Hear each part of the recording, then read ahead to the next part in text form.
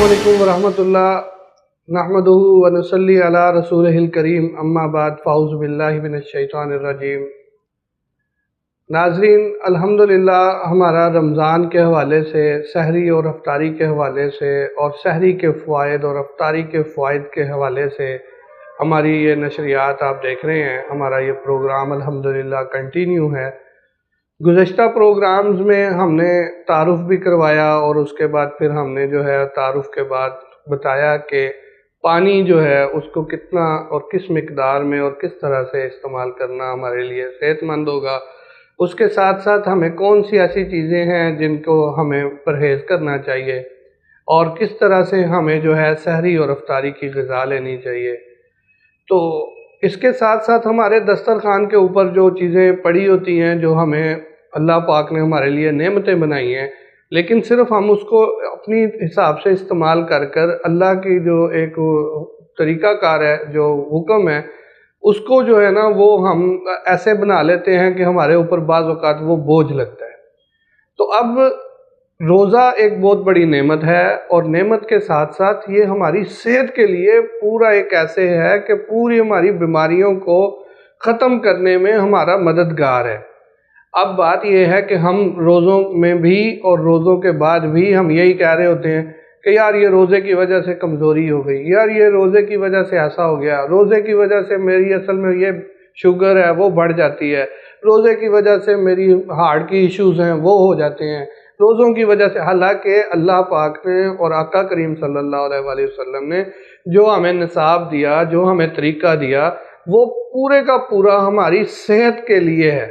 पूरे का पूरा हमारे जिस्म के साथ इस तरह मुंसलिक है कि एक एक चीज़ हमारे ऊपर जो है ना वो हमारे लिए बेनिफिशरी होती है, हमारे फ़वाइद के लिए होती है।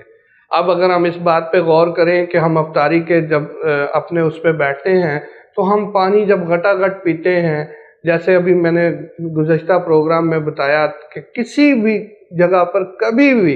पानी जो है वो घटाघट नहीं पीना चाहिए। पानी को ठहर ठहर कर, रुक रुक कर, छोटा छोटा घूंट कर कर जितना आप आराम आराम से पिएंगे, आप भले जितनी आपको नीड है पिए, जितनी आपको ज़रूरत है पिए, जितना आपने पीना पिए, लेकिन रुक रुक के पिए, ठहर ठहर के पिए, आराम आराम से पिए। जब हम एकदम पानी उंडेल देते हैं बॉडी के अंदर तो हमारा मैदा कमज़ोर हो जाता है, हमारी किडनियों के ऊपर बर्टन हो जाता है, और जब किडनियाँ और हमारा यूरिनरी सिस्टम बर्टनाइज हो जाता है तो फिर गैस्ट्रिक इश्यूज़ हो जाते हैं, तो फिर हम जो है बहुत सारी बीमारियों को फेस कर रहे होते हैं। इसी तरह मैंने कल तज़किरा किया कि तली हुई चीज़ों से हमें अवॉइड करना है, और तली हुई चीज़ों के अवॉइड करने के साथ साथ हमारे पास बहुत सारे फल भी पड़े होते हैं। अल्हम्दुलिल्लाह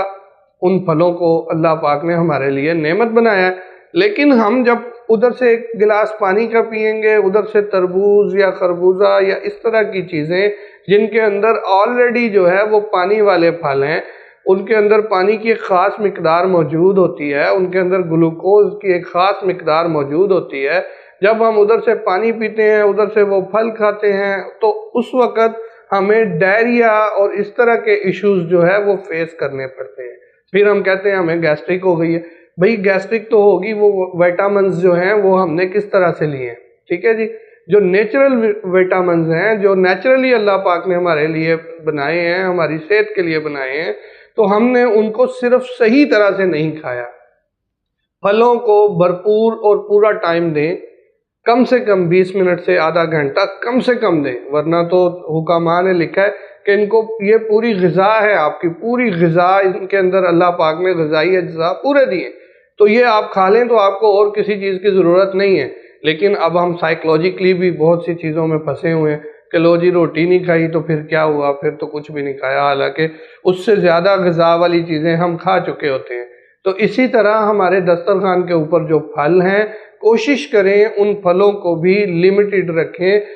और बिल्कुल एक तरतीब से फल होने चाहिए कि आज हमारे अगर पानी ज़्यादा हमने पी लिया है तो हमें पानी वाले फल नहीं खाने चाहिए, ठीक है जी। उसकी जगह पर आप अमरूद खा लें, उसकी जगह पर आप जो है पपीता ले लें, ताकि वो गैस्ट्रिक आपकी ख़त्म करे। तो इसी तरह हमें जो फलों की तरतीब है उसको भी समझना चाहिए, उस पर गौर करना चाहिए। इन चीज़ों पे जब हम गौर करेंगे तो फिर हम अपनी भरपूर जो अफ्तारी के बेनिफिट्स हैं وہ حاصل کر سکیں گے۔ اب ہم افطاری کر کے اٹھ ہی نہیں پاتے، افطاری کر کے ہمارا بالکل باڈی جو ہے وہ سلو ہو جاتی ہے۔ اس کی وجہ یہ ہے کہ جو امیون سسٹم نے سارے دن میں ایک اللہ کی خاص رحمت کی وجہ سے امیونٹی بنائی ہوئی ہوتی ہے، وہ ہم زائل کر دیتے ہیں بہت زیادہ افطاری کر کے۔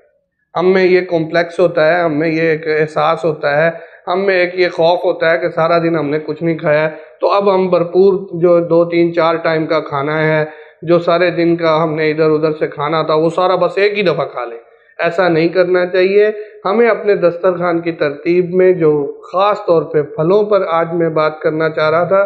تو پھلوں کے اوپر بہت زیادہ محتاط ہو کے استعمال کریں۔ بہت سارے لوگوں کو الٹیوں کا، ڈائریا کا،